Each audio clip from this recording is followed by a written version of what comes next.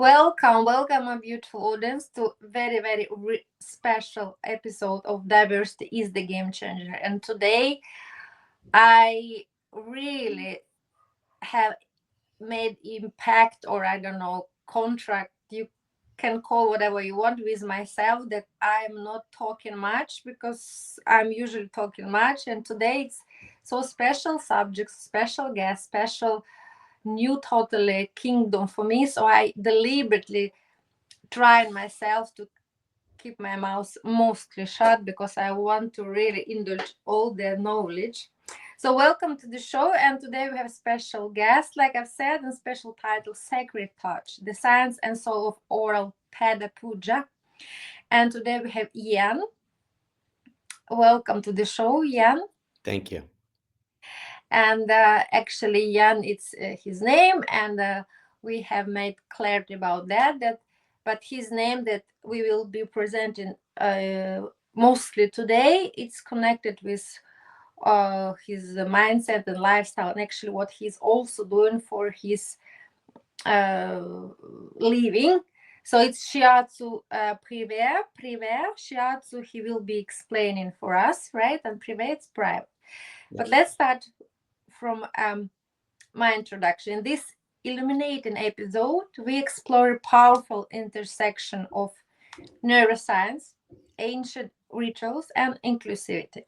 Join us as we dive into this sacred and science-based baked practice of oral Padapuja, a deeply reverent ritual that is not only rooted in cultural wisdom, but now shown to influence mental health, emotional regulation, and human connection in profound ways.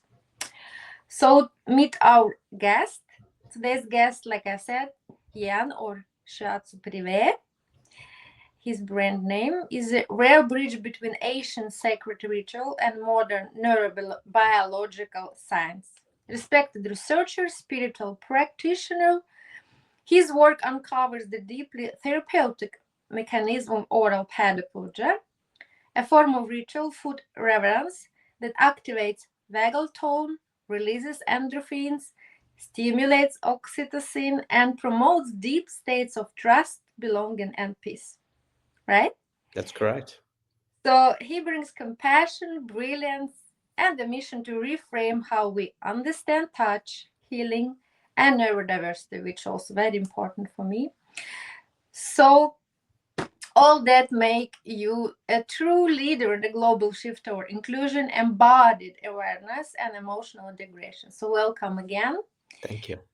And let's start from the beginning. It's already become very nice tradition for diversity is the game changer that who we are today, right? Um, it's very much connected with our childhood, and where we come, it shapes and it connects everything. So where did you grow up? How can you share a childhood experience that maybe influence your journey into this, not maybe, for sure influence the journey and the person you have become? Thank you. Sure. Yeah. So I have a very unusual childhood. I grew up mostly in the United States, uh, Oh, and my mother's from Germany, and I did spend a lot of time in Germany as well. uh-huh. Um, so when I was a young teenager, I was exposed to Japanese culture through an exchange program, and Japan. I You said Japan. Japanese culture. Okay. Mm-hmm. So, actually, I'd been studying Japanese art since I was about 7, but more on a traditional level, and I'd say a superficial level, as Mm-hmm. much as a 7-year-old can access that kind of information. However, I went to an exchange program when I was about 14, 15, and I went to rural Japan in a place where they actually hadn't seen a Westerner. And you get those stories where people want to touch your hair and touch your skin and see if Yeah. you're real. And so it was a transformative experience.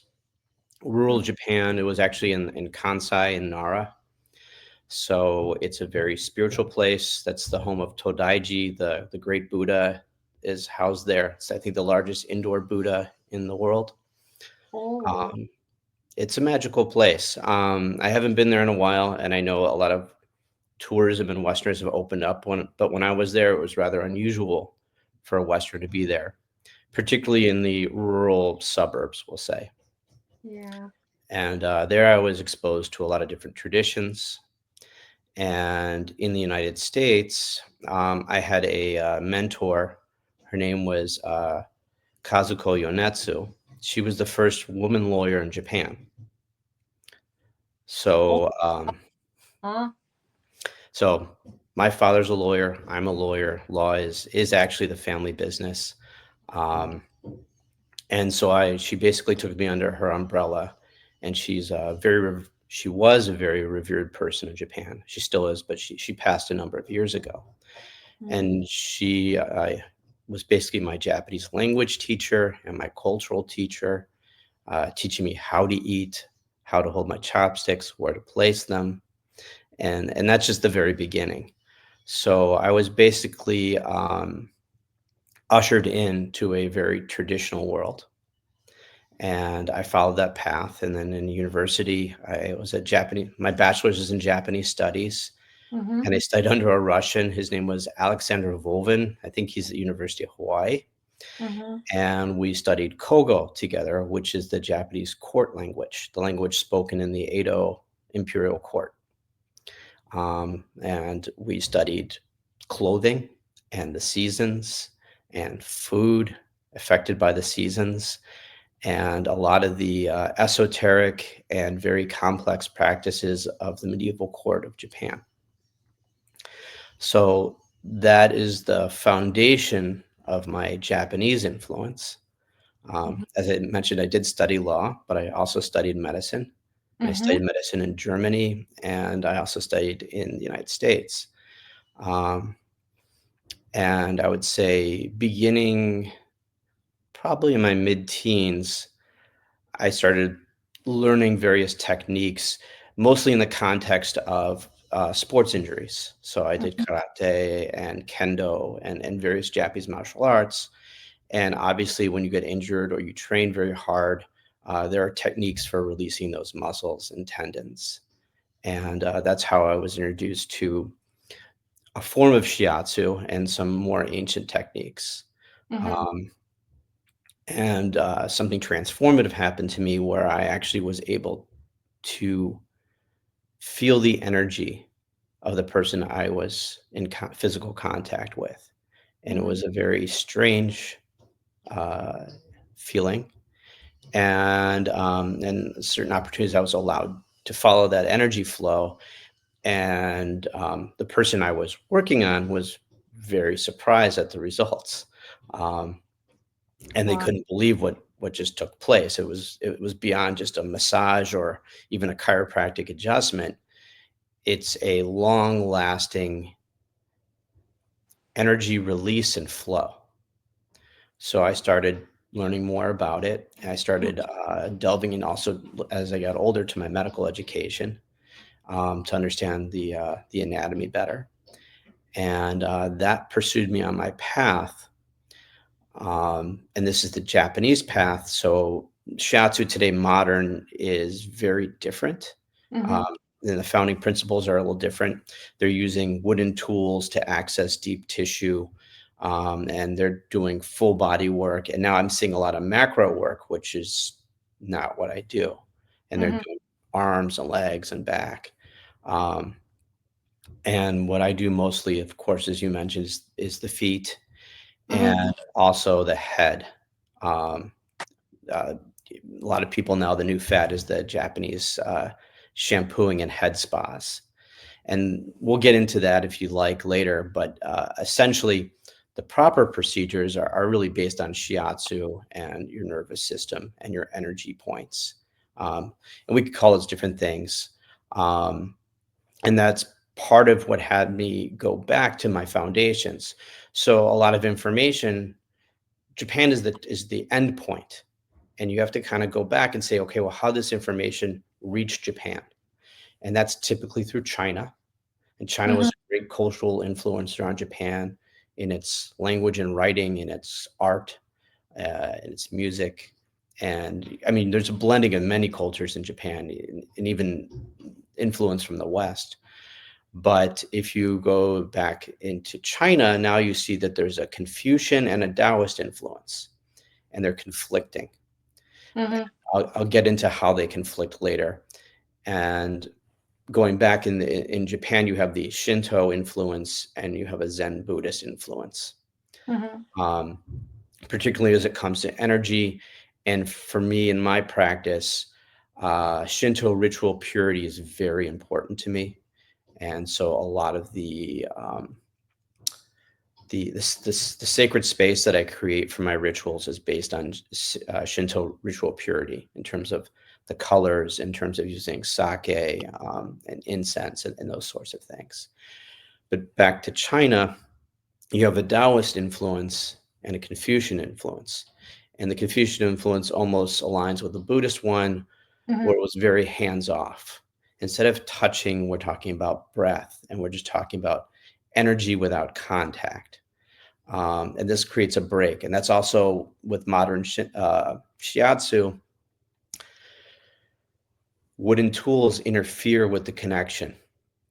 You cannot access the other person's energy through a block of wood. I mean, theoretically, if you're sensitive enough, you can feel it, but it's very difficult, and it becomes a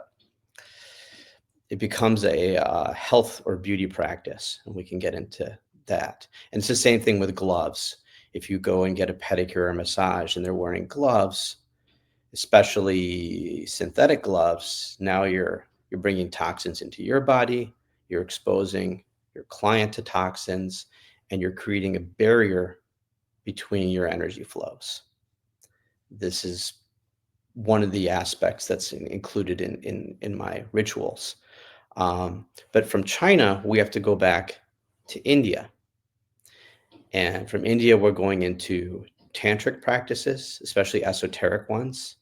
Mm-hmm. Um, and they're also regionally influenced, and there's Ayurvedic principles as well. Mm-hmm.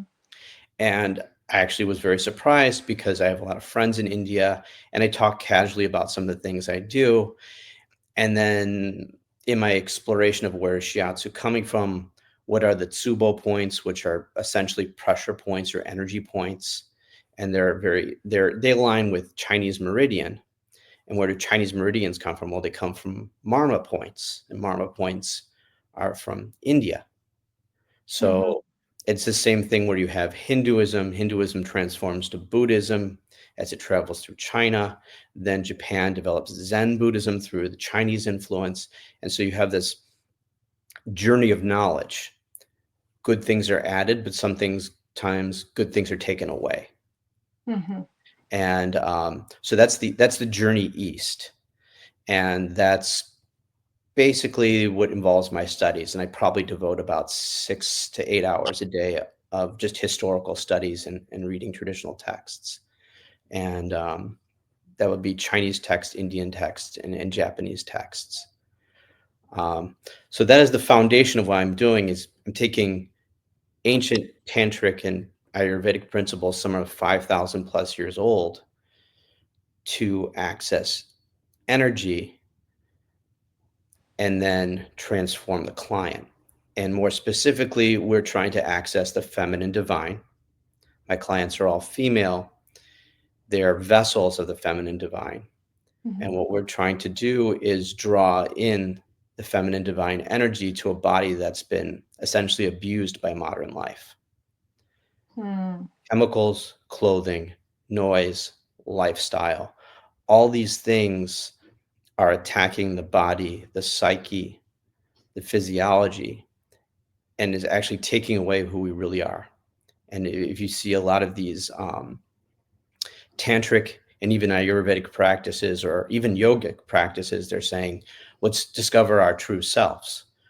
Well, to do that, you're going to have to peel off the layers of the pollution that modern society has put on and into your body and mind.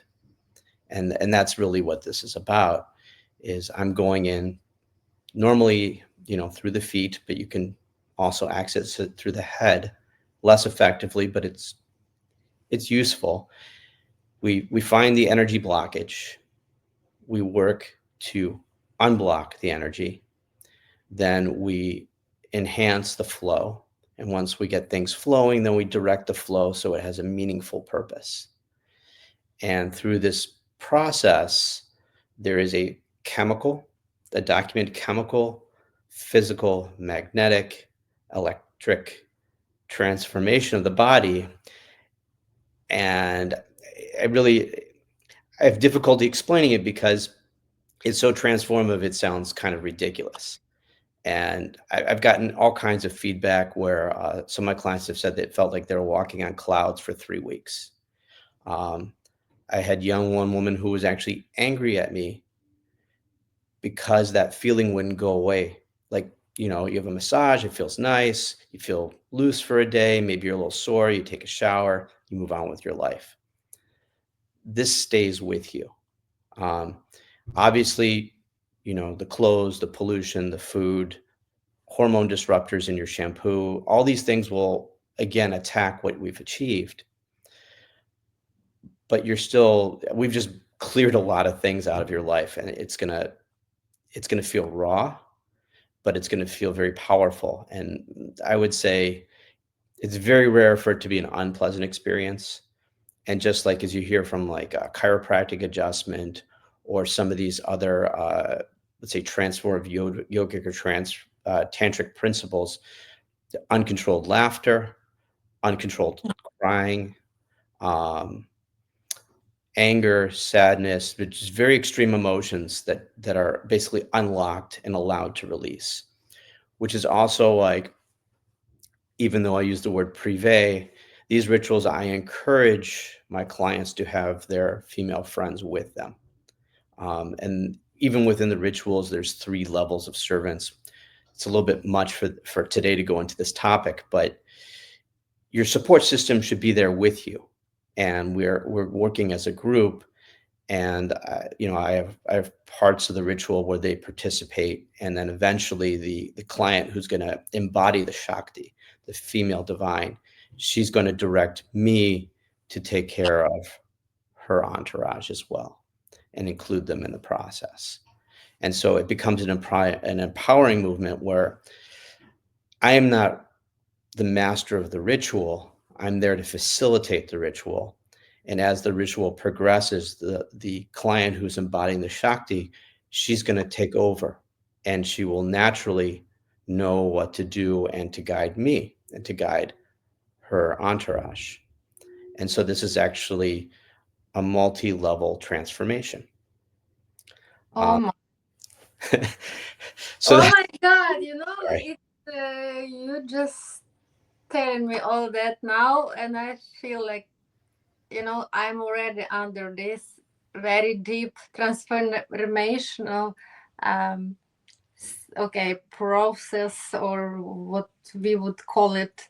Even now, like, just we have this small desktops, and not even close, I mean, distantly in this role. But first of all, I would like really to admire all your accomplishments from the law study. And uh, you have just mentioned already that many diversify studies, knowledge, accomplishments, talents, that it's so, of course, impressive. And it's so also more than impressively, it's tremendously, it's on that deep level.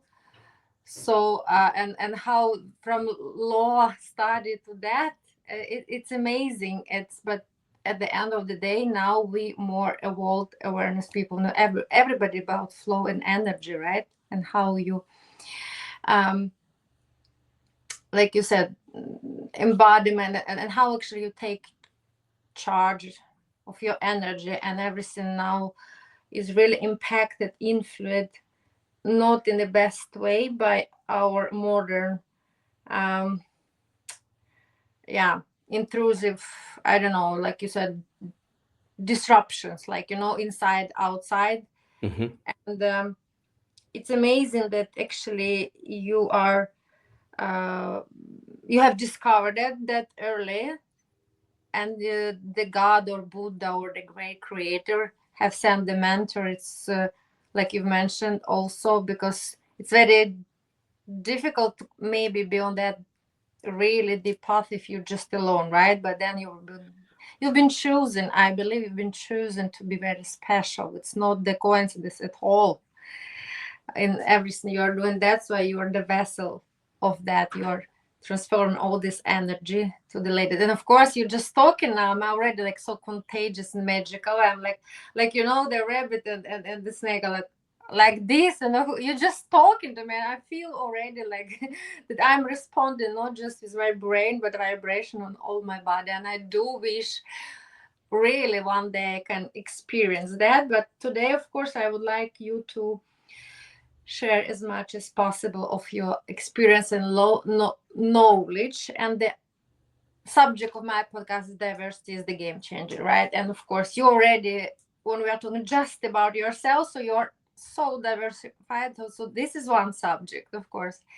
And you have mentioned already history and traditions and norms, kind of that from different countries, but they're so of course they're so it's like also it's arena where they cross fertilization, they interacted, right? They're all Hmm. connected. Yes. How we are actually in this world, like some people just don't know yet, but we actually all connected on the energy level.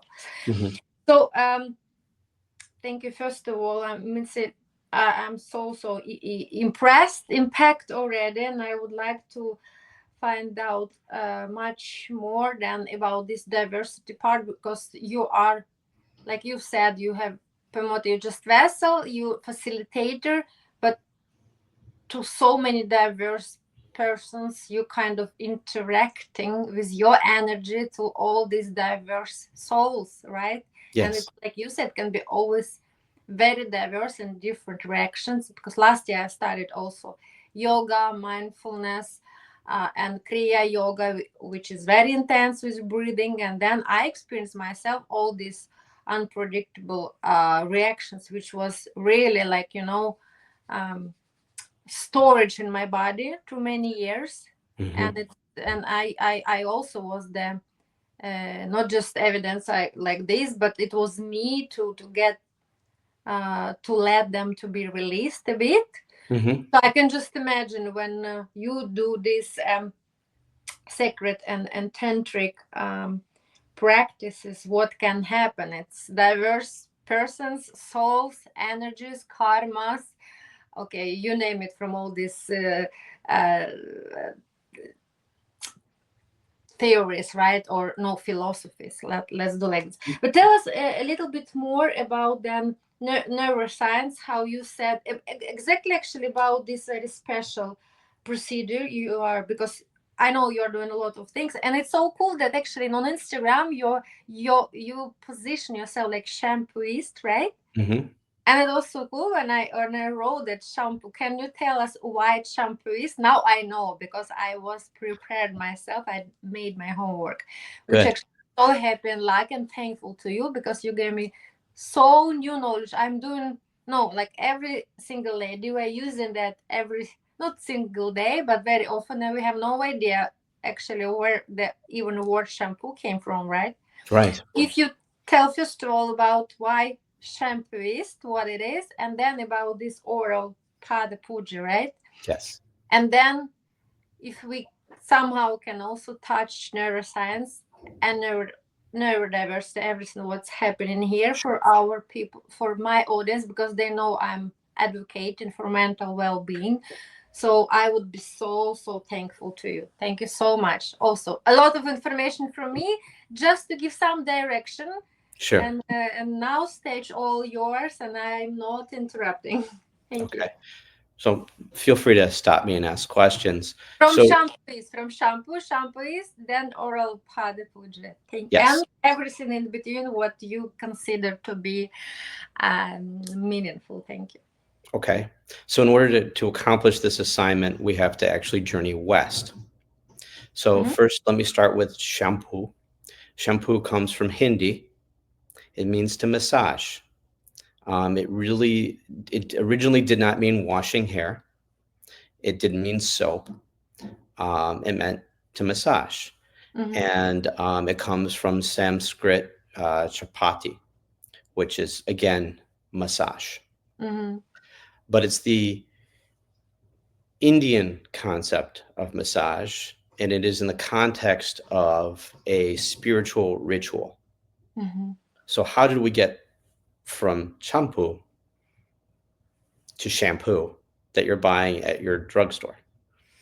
And for me, this is it's an interesting, but it's actually, for me, it's a little bit upsetting. And we'll get into that in a minute. So, how did we make this journey? So, traditionally in Europe, we'll start with Western culture. We're going to go back several hundred years. Noble women had beauty practices, but it Mm-hmm. wasn't traditional to wash hair in the way that you wash your hair today. Mm-hmm. Or as you go to the hairdresser and they wash your hair. This all comes from India. And these were not beauty rituals or health rituals, they were spiritual rituals. And washing of the hair has tremendous spiritual significance, just as washing and massaging the feet. Mm-hmm. And whether you use, usually, traditionally, you're based on your we'll use the word client, um, the person you are honoring, you're going to create your own shampoo material based on their needs, which oils you're going to use, which herbs, and you're going to blend a custom, uh, for lack of a better word, washing agent. And you're going to wash her feet or wash her hair with this custom concoction that you've made based on who she is, what she's experiencing now, and what's going on, but also within the ritual itself. Are we worshiping the feminine divine? Are we worshiping a noble woman for her service to her people? These things can influence that. Mm-hmm. So again, we're in India. How do we get this to the drugstore? Um, so during Western colonialism, particularly the British, but not only, Mm-hmm. traveling to China, traveling to India, establishing empires and colonies, eventually it became safe enough that noblemen brought their wives. Mm-hmm. And there are circles of noble women now living in, or then living in India, in China, Shanghai, um, all over. And what do they do during the day? Well, they explore the culture. And Mm-hmm. a lot of these noble women experience the pure rituals, and they experience things that were, because of lack of better understanding, Christian Western society, impossible to experience in the West, even if you thought of it, with a few exceptions. And so now they have male servants touching their feet, because in Asia, feet are not fetishized like they are in the West. So it's Mm-hmm. where noble women, even 400 years ago, were meant to cover up their feet because it was an object of intrigue. Um, Mm-hmm. Obviously, it wasn't China with foot binding and so on, but generally speaking, contact between a woman and a man with her feet in Asian culture is more of a service, or in this case, a ritual. It's not a sexualized practice per se. Um, so now they have a strange man who is massaging their feet in a way that they've never experienced, Mm-hmm. feeling energies that they couldn't even comprehend existed, receiving treatments that stay with them.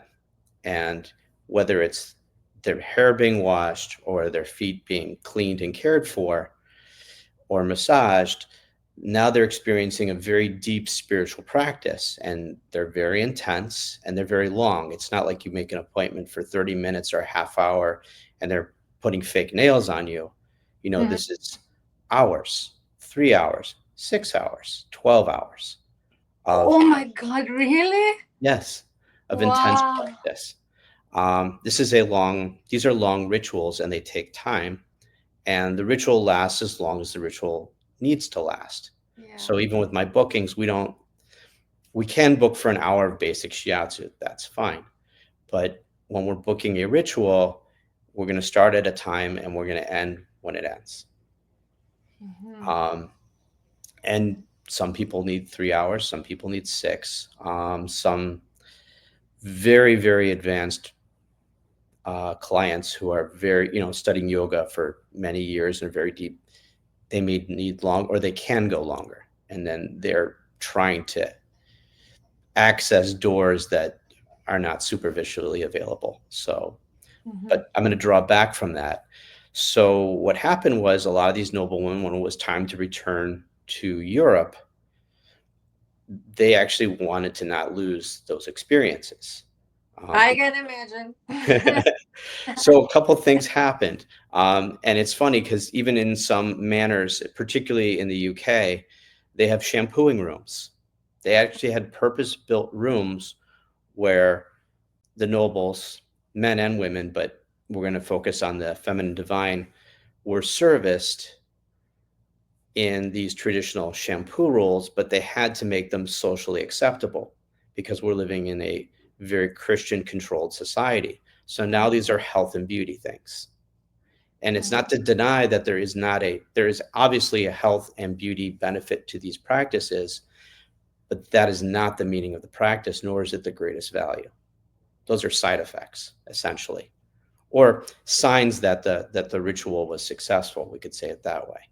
Mhm. Um, so either they brought back servants from Turkey and India and China, who their sole purpose was to shampoo the noblewoman or their noble host, or they had dedicated servants who they sent to be trained and then come back. Mhm. And this is going back even into the 1700s. And these were public, I should Mhm. say, it's not public to the public, but typically the noblewoman would have her entourage with her, the ladies in waiting, her daughters. They would all be in this room. They would be having conversations, they would be playing music, there would be entertainment, and the practitioners focused on his Shakti, but it's a social affair. It's like And spa, kind of spa. Sorry, interruption. This yeah, is kind. Okay, I understand. For me also. I know. I understand. It's degradation. yeah, It's from, yeah, very degradation. But if we can, with our modern context now, interpret, so it's kind of spa. Maybe spa also came from this word. Now it just hit me. Do you know the I spa? don't know the origin of spa. I'd have to delve into that, Okay.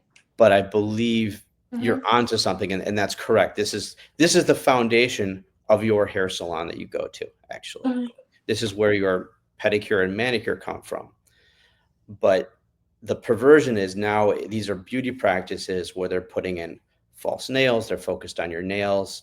A lot of nail techs don't want to, we're doing a nail appointment in 10 and 30 minutes, an hour, we're rushing through. Here's your 5-minute massage, here's your little scrub, and you're on your way.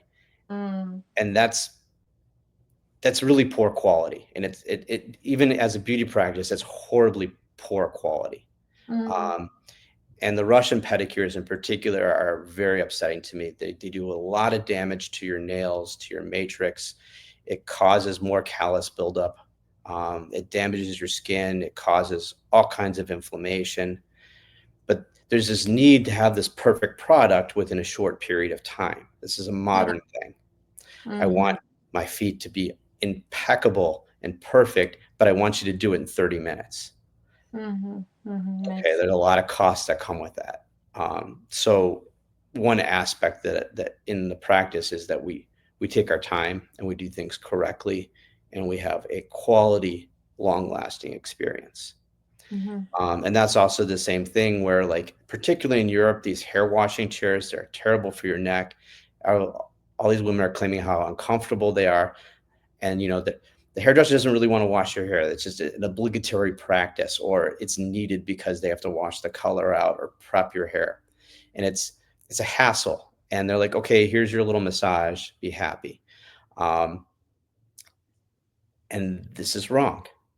Unfortunately, in Asia and now in Japan, they're selling these shampoo stations to the west, where the client, the woman is laying flat and her head is supported. And she can lay there comfortably for an hour, which is what it takes to properly shampoo hair. Mm-hmm. Um, and it should be a serene and comfortable experience. And the practitioner shouldn't be thinking about how he's going to cut your hair or what the next client is. And you shouldn't hear busy buzzing of the salon. It should be a ritual. Um, and to that, when I did have my own studio and salon in Florida, that's what we strive to do. I sold it a number of years ago, and we can get into that. But Mm-hmm. I did have my own studio space and salon in Miami Beach. And those were the practice we try to get into, where pedicure takes 2 hours, shampooing the client's hair, the shortest, a proper shampoo is going to take an hour. It just And is. wow, amazing! I have that long hair, and just I can, wow, I can just imagine that when, like you said, it's kind of criminal disaster when they interrupt in just a couple of minutes, and just about to relax, and of course I would wish it would last so long, and then like it's already done, and like Right. yeah, right. Oh, I can imagine. So yeah, of course, and it's actually the in pedicure manicure when they kind of just a little bit at the end, like grabbing or with oil or massage, and not actually everyone does that even. So it's actually the best part and most actually pleasant part. You would wish it would stay so long, but no, they don't do that, right? Because no, Right. no, busy, busy, and quickly, quickly, many clients, money, money, and yes, and then talking, noise, bumping with all this information. There, radio, there are some podcasts, some music, some phones. Oh, it's yeah, it's craziness. It's not about retail now at all, right? It's Exactly. So the meaning has been perverted. And then the experience is low quality. yeah. And I understand that there are women out there who are busy, who don't have a lot of time, and they just want their nails to look good and their hair to look good. And that's fine. I respect that. Mhm. But Yeah, and I don't. I feel almost criminal now myself interrupting you. Could you then, while you're speaking, also touch a little bit, not just physical part, because I think we already just like 3 minutes already, 49 Mhm, almost, but about this. Uh, you started touching about neuro effect, right? On correct. how everything is connected inside, outside. So if we could also talk a little bit about actually the connection really, because people they kind of heard somebody in West, oh, we have all these points, then it's very nice to go like bare feet. It's maximum probably information, right? What Right. person have, but I mean like everything starts really from there, because there we interact like every single day. Our feet they carry the whole body, the whole mass, and we interact with the sacred soil, right? Right. Which is Our why you can't do yoga with socks on. If you see someone yeah. doing yoga with socks on, they're doing fitness. Mm-hmm. It's not But yoga. okay, okay, I'm not still in the time. It's so just interesting. I could see like basically like this, like many hours ago. I love that sub. It's really my subject as well. So Mhm. oh my God.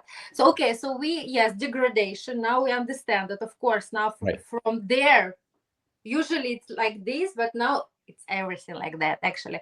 From there to um to drugstore, it's the same like from I don't know tantra, kama sutra, many hours, and TikTok. For me it's the same. It's like totally degradation in our age.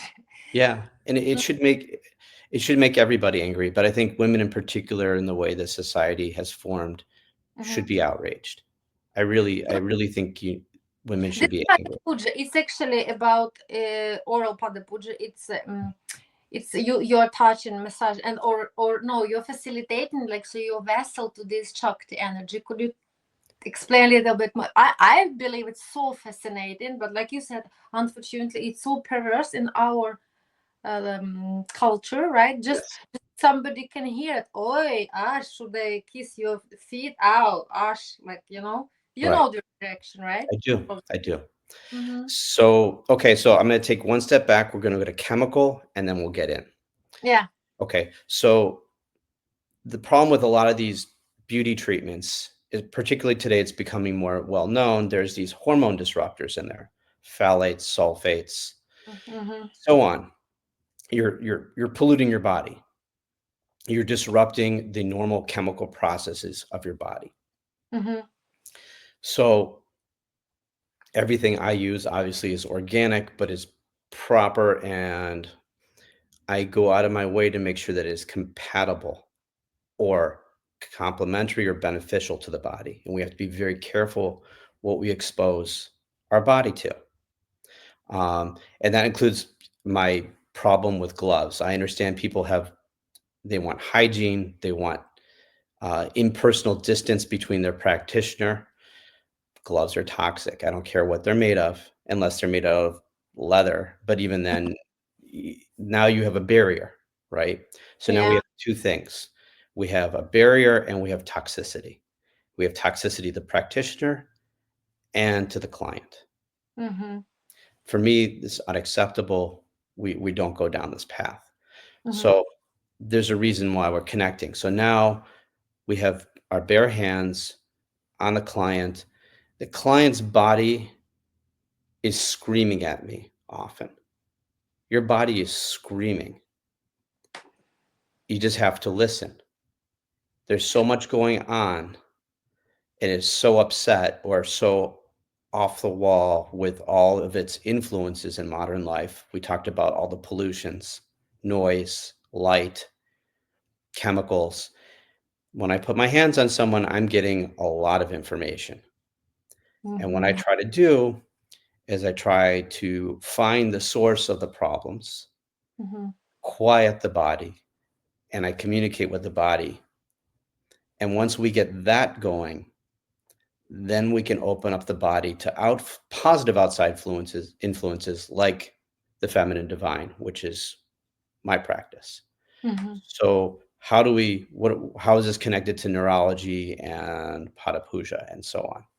So hands are we can do a lot with our hands, but hands are big, and the ridges on our tiny fingers, all those, we can't access that with our fingers. When I touch your fingerprint, I can't detect every tiny ridge, every tiny curve, every valley, every hill. Mm-hmm. It's like a record. So how do you access that information? That's through the tongue. And there's tantric texts and a tremendous amount of Indian texts, they're not necessarily tantric, that talk about the proper way to detect and connect with energy is through the tongue. Mm-hmm. This is also in Taoist literature.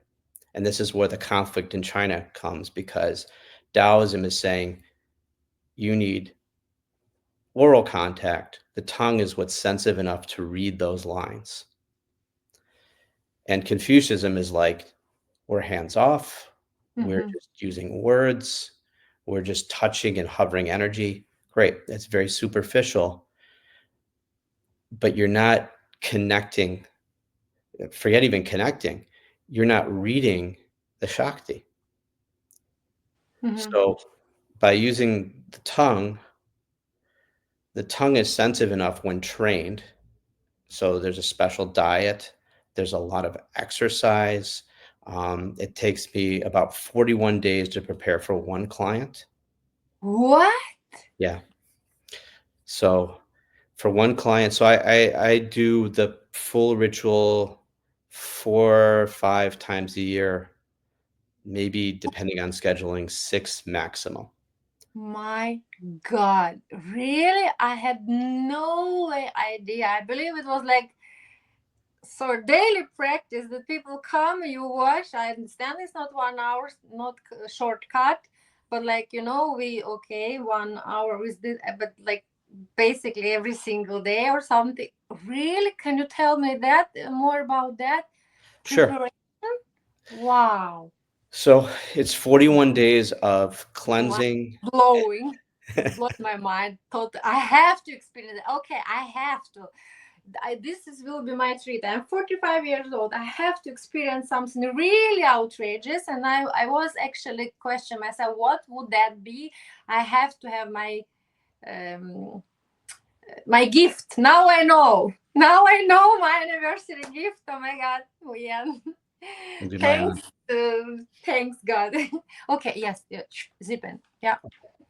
So, 41 days of dieting, fasting, exercise, training, and then there's certain herbs. I don't want to get too complicated right now. I'll offline I can give you all the details because we'll Yeah. just talk for hours. It raises the sensitivity of the tongue. Oh my God. So when the tongue is placed, for example, on the toe, I'm feeling every single line, every single ridge, every single valley, and it is communicating to me like a needle on a record player. And it's a lot of information, and we go very slowly and very carefully, and we gather all the information that the body is giving me, which is also through energy. So there's a physical reading, which Mm-hmm. it's mechanical, like a record player. And then there's energy flow, which takes some time because the mechanical is going to allow me to open up those energy centers, which are blocked from the shoes you wear, the food you eat, your lifestyle, not getting enough sleep. All these daily practices are abuse on the body. So we're going to slowly, very carefully unwrap and unravel those negative influences. Mm-hmm. The body's going to guide us to tell us how to do that. And then once we do that, now we get into energy flow. And again, the most so the feet, especially the sole, is basically a master control panel for your whole body.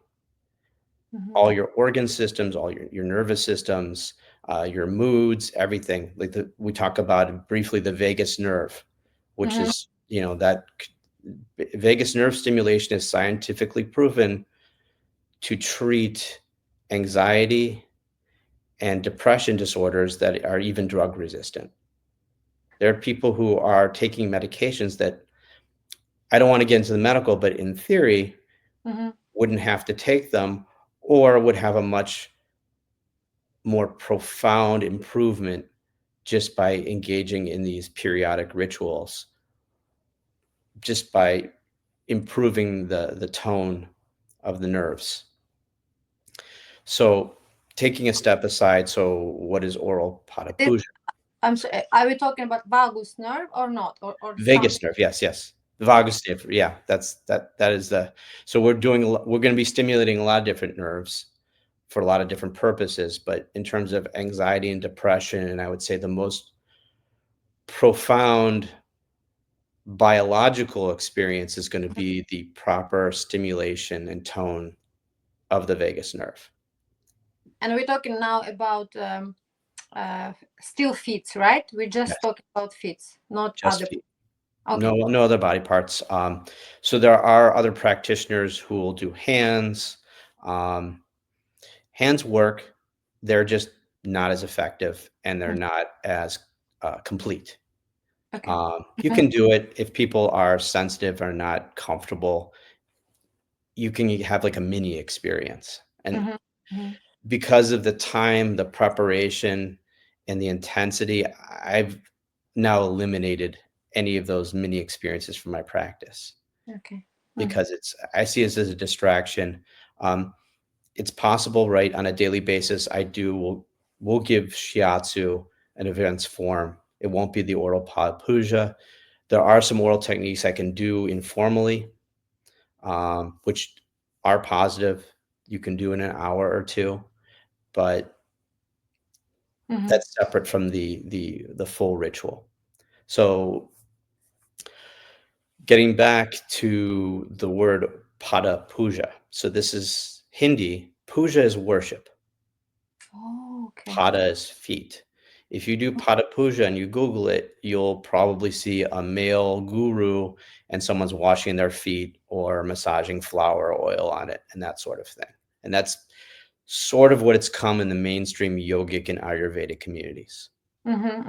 So I'm not knocking it. It's fine. That's what it is. What we're doing now is we're accessing information that's thousands of years old to esoteric traditions that are very, I would say they're rare, but there's enough documentation that even there's variations between various regions of India and different practices. Um, and I can send you a guide that explains those variations. There's different techniques for the tongue, for the mouth. Um, and then again, the Shakti will, once she understands these techniques, she will guide the practitioner as to what to focus on and what sort of techniques she prefers. So, but that's once we have our energy open and flowing, and we have a good, healthy flow, and we've gotten most of the negative influences away. So that's why it takes so long. Should a girl, a lady, also um, be prepared? Should, like, if, for example, let's take example, we schedule our uh, ritual or the whole day together, right? And from that day, first of all, like the date, it's like in 41 days or so, but during these days, special treatments or procedure I have to go to follow, or maybe special last 3 days, 2 days or something. Is it any, like, because if you are preparing, so, like, wow, in all this process, but also it's not like I'm just passed by and like, hi, let's, this is me, right? Do you need any also, like, more information about your client, not just I don't know, do you need actually to be in contact a little bit before to get to know each other, or how it's happened, like, okay, if it's me next, what's the whole procedure, Okay, what we do? great question. So first, I'm going to send you a booklet. It's a scholarly booklet. It's got Mhm, about 50, 60 scientific and historic references. It's about 60 some pages long with diagrams. It goes through the ritual, mhm, its history, the scientific support for the effects. mhm, It gets into the historical and ritual support. So we're going to look at it'll have a lot of tantric references, but not only. It'll explain all the techniques and what their meaning is and how they're performed. mhm, It has we have a section on ethics and safety, so that the clients are comfortable, that they understand that they're in control, that they're to be respected, mhm, and the limits and barriers of what takes place. And it's so this one guide, once that's complete and read, we'll have questions, and mhm, we'll have a conversation about concerns, or usually there's a lot of more people want to go deeper into what's going on, even mhm, beyond the 60 some pages. And mhm, um, then the next is I have a guide to the Shakti. So it's a much shorter document, and it allows the Shakti, which would be, you would be embodying the Shakti. You're going to open yourself up to the feminine divine. And it's a guide to tell you how to control me as your mhm. practitioner. It's going to tell you, it's going to give you the roadmap as to how to use me as your tool to. Yeah, when you say we, I just sorry again, Mhm. just I Yep. have, because for you, like, you're into that, you like, for you, all that, and for me it's completely new world. So, like, you, when you said we, but basically you mean just you who are doing, but together with your client, right? It's not like couple of boys or couple of, it's like you I'm have your, I mean, stuff, right? No, it's you, through it's you, right? I am the only male. Yeah. I do have women who on occasion will assist me and participate in the preparation Okay. and Mm-hmm. to help the Shakti. Again, I encourage the Shakti to have her friends, daughters, family member, female family members, Mm-hmm. um, to support and come with them. And if they wanted to take part in the ritual, then we explain their roles, and that's Okay. also explained in the guide. Mm-hmm. And we don't generally we like people to come and watch. We generally don't have men watch who have Yeah. Mm-hmm. connections to the women, because it brings in a whole bunch of negative feelings. Like, It's yeah, then another energy. It's interruption of Shakti energy. It's we are exactly, talking about feminine, right? So here, yeah, it's more logically for me that you have been your feminine energy to be able fully to present and transform further after. exactly. Mm-hmm. So I am the only man involved. I do have, like I said, some females in Europe, some women in Europe, some young, women in the United States who work with me. I'm always encouraging more people to get involved. We do have like we're building sort of a cultural society, so that Mm-hmm. we can. I continue to document what we learn, and then I pass this information on. And I do. So the only time men really access this stuff is if I'm going to give an academic presentation. Mm-hmm. Mm-hmm. So I have on occasion given academic presentations. Well, I'll have, for lack of a better word, I have a model. I have a couple models who work with me, and we demonstrate the techniques, and she will communicate to the audience, to the students, what she's feeling, and that sort of thing. It's not a so these are parts and pieces to rituals, but it's for education. And then obviously we have men, particularly who are interested in yoga, tantric practices. Um, I've had a few men ask me to teach them. It's something that took me. It takes decades. So Yeah, can imagine. Oh my when I God. explain the sacrifice, generally most of them walk away. It's, and that's how we weed out the fetishists and the people who are want to use this for improper purposes. I see. So Yeah.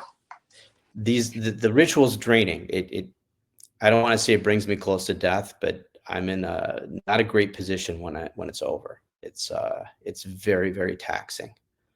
Um, Yeah, because you're taking like all this energy, like you said, which has been accumulated for decades on yourself, right? right, And that's why maybe you also actually have to fast and to have this big pause, like 40 days, not because of, I mean, like biological things, but to proceed all that and to actually also to release, to let them go through you, right? right. It's a lot of energy to process. Mm-hmm. It's psychologically and physically draining. Mm-hmm. It's very tough on me. Um, And I try Yeah. to explain this to people who, they think, oh, I can use this, with my girlfriend or with my wife or on a date. And Okay. But you certainly there.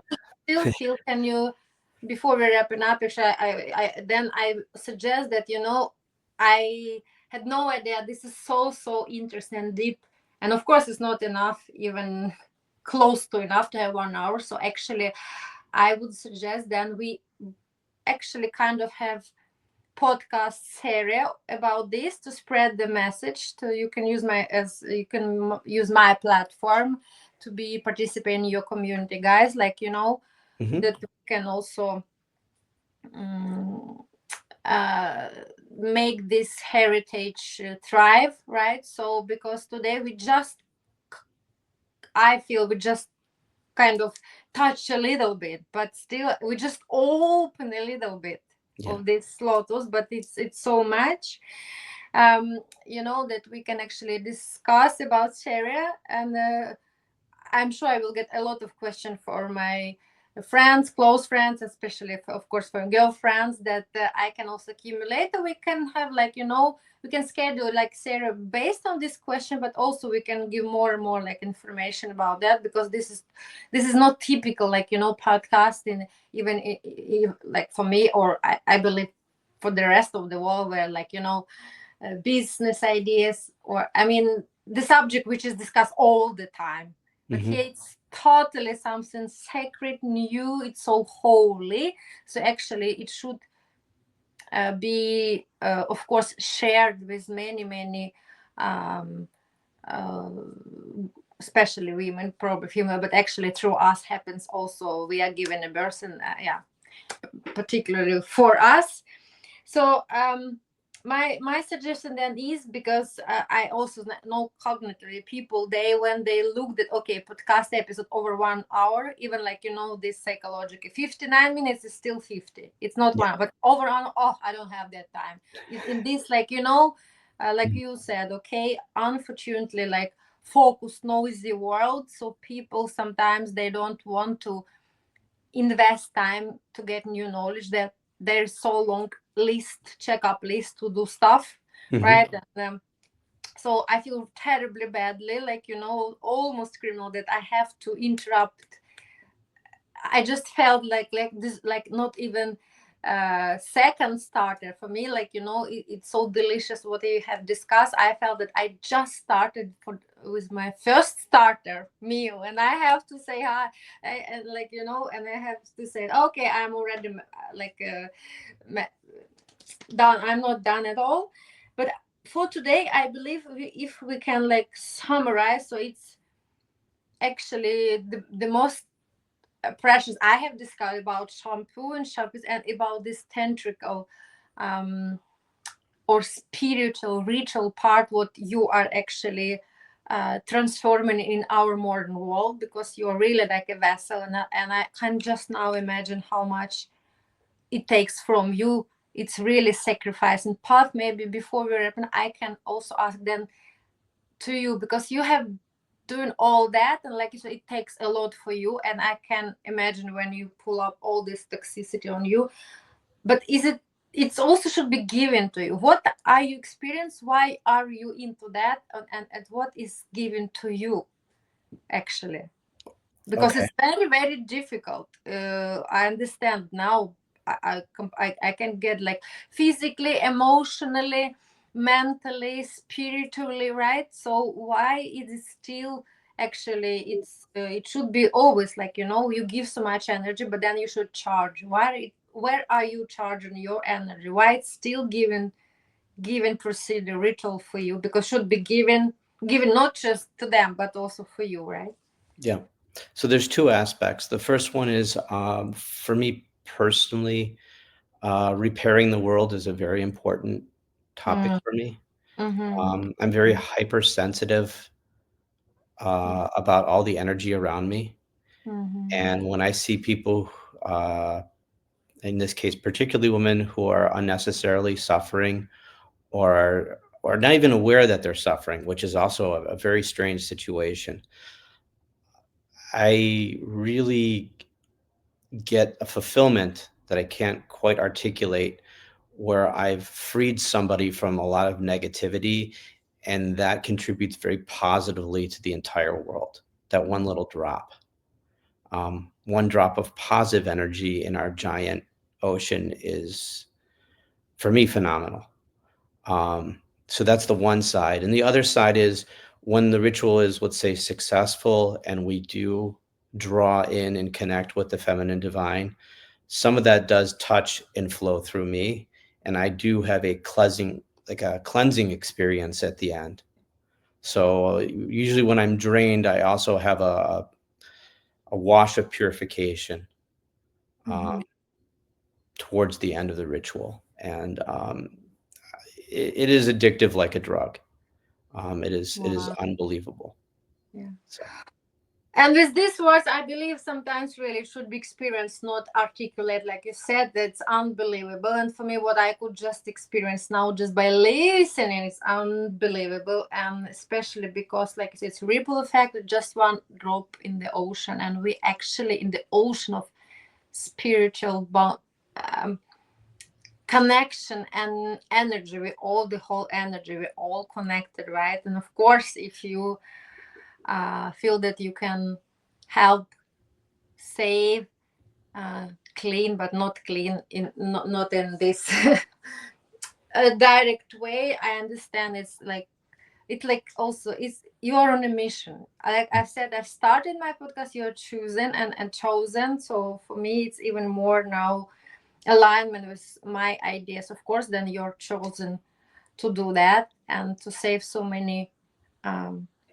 lives and spread the message, like, because we all have our calling, how we actually, if we would like to help other people, like I'm true and I'm doing that by my podcast, for example, you doing by your ritual, which is very, very comprehensive. And I'm so happy and actually feel honored and privileged that actually I have met you. I have never I saw sometimes about feeds. Of course, I felt that they are very sensitive, and some in some films that maybe in their ritual, wedding rituals, when about washing, right? But Hmm. in our Western world, maybe it's, yeah, it's that part. So that's what I would like, really from all of my heart, thank you for our episode. And like I said, if you would like my idea and support that, actually we can kind of schedule series of podcasts, right? And because I'm sure I have still so many questions, not still now I have so many questions. You just, you know, kind of, yeah, woke up all this energy in me. And then because I'm sure that all my guests, they will be asking, okay, where can we meet him, where can we, and how we can book, and which countries, because I know you also travel. It's a lot Yes. we can answer the question. I can even like make the inquiry and ask you special information which I will be receiving now. So just for today, thank you so much for being here, for being present with us, from me and from my audience, particularly from us female, that you are working for our female divine. And I'm so privileged to understand that diversified and diversity is the game changer also. Actually confirmation that we are all so diverse, and especially you, all everything you have been engaged, it's so diversified, but how you can make everything to the whole holistic, it again confirmed that everything actually interconnected, intertwined, right? Hmm. So I wish you to yeah, like they call it so short and cool in New York, you do you never change, please, because I know it's very exhausting, it's very, like you said, many try to teach it from you, but it's so sacrificing, it's not that easy. So I wish you to of course live many years and be healthy, and please never change this path. So last word, actually I'm playing, it's my tradition now that I have this little Aladdin lamp or genie lamp, which in the fairy tale has three wishes to grant, but my, I call her vice president, she is helping me to make a wish come true for my guest, but just one wish. So I believe we can wrap like this also. If it was one wish you could grant today, what that would like? It's a concept I call perfect knowledge. Mm-hmm. And perfect knowledge for me is all of the true information in the universe is accessible. Obviously, not accessible all at once because that would make somebody go mad. But if Yeah, you have a question in your mind and you ask yourself the answer, even if there is no answer, you have it. So I would like perfect knowledge. perfect knowledge. And with this message, what a beautiful message, powerful, we wrapping up, we closing. Stay bold, stay diverse, stay curious, and now even more dive into the perfect knowledge. Thank Right? you. Yes. Okay. Thank you so much again for staying with us, and all blessings to you. Thank you. Thanks for having me. Bye bye.